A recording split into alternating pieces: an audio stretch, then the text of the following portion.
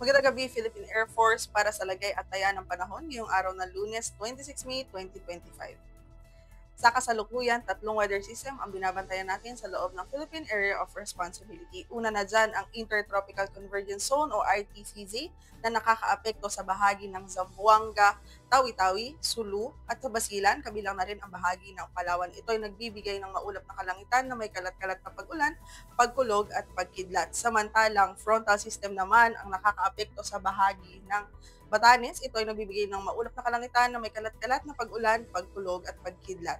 Samantalang easterlies naman o ang mainit na hangin na nagmumula sa dagat Pasipiko ang nakakaapekto naman sa nalalabing bahagi ng bansa at ito ay nagbibigay ng bahagyang maulap hanggang sa maulap na kalangitan na may pulupulong pag-ulan, pagkulog at pagkidlat.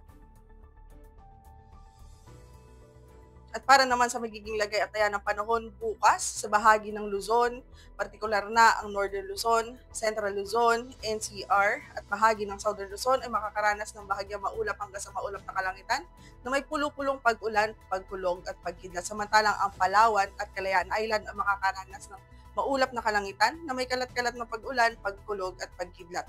At para naman sa agwat ng temperatura, sa Kawayan ay maglalaro ng 27 to 37 degrees Celsius.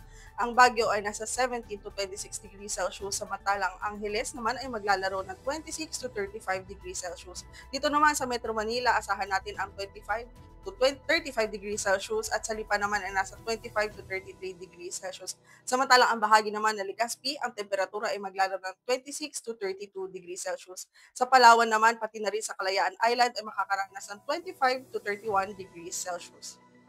At bukas naman para sa bahagi ng Visayas, partikular na sa Tacloban, Mactan at Iloilo, ay makakaranas ng bahagyang maulap hanggang sa maulap na kalangitan na may pulupulong pag-ulan, pagkulog at pagkidlat.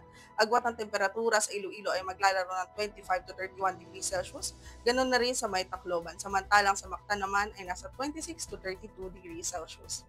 Samantalang ang bahagi naman ng Mindanao, partikular na ang Cagayan de Oro at Davao ay makakaranas ng bahagyang maulap hanggang sa maulap na kalangitan na may pulupulong pag-ulan, pagkulog at pagkidlat.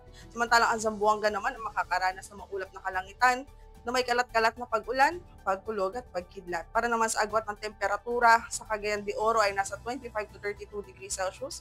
Ang Davao naman ay nasa 25 to 34 degrees Celsius at ang Zamboanga ay nasa 25 to 33 degrees Celsius. At para naman sa magiging lagay at taya ng panahon sa susunod na 3 araw, sa Metro Manila sa Wednesday at Thursday ay makakaranas ng bahagyang maulap hanggang sa maulap na kalangitan na may pulupulong pag-ulan, pagkulog at pagkidlat. Samantalang pagdating naman ng Friday ay makakaranas ng maulap na kalangitan na may kalat-kalat na pag-ulan, pagkulog at pagkidlat. Ganon na rin ang mararanasan ng Cavite, Angeles, Salipa at sa Puerto Princesa. Samantalang ang Kalayaan Island naman sa susunod na 3 araw, mula Wednesday hanggang Friday ay makakaranas ng maulap na kalangitan na may kalat-kalat na pag-ulan, pagkulog at pagkidlat. Ang bahagi naman ng Lapu-Lapu sa susunod na 3 araw ay makakaranas ng bahagyang maulap hanggang sa maulap na kalangitan na may mga pulupulong pag-ulan, pagkulog at pagkidlat. Ganun na rin ang mararanasan ng Davao at ng Zamboanga.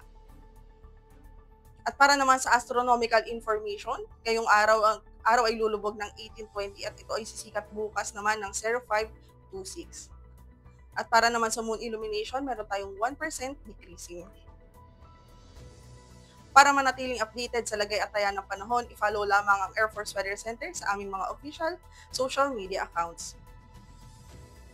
At yan lamang po ang latest weather update sa ngalan ng aming commanding officer na si Colonel Alvin John Cugador, Philippine Air Force General Staff Corps. Ako nga po pala si Airwoman First Class Hara Jean Eserio, Philippine Air Force, ang weather forecaster ng Weather Forecasting Department, Air Force Weather Center. Muli, magandang gabi, Philippine Air Force.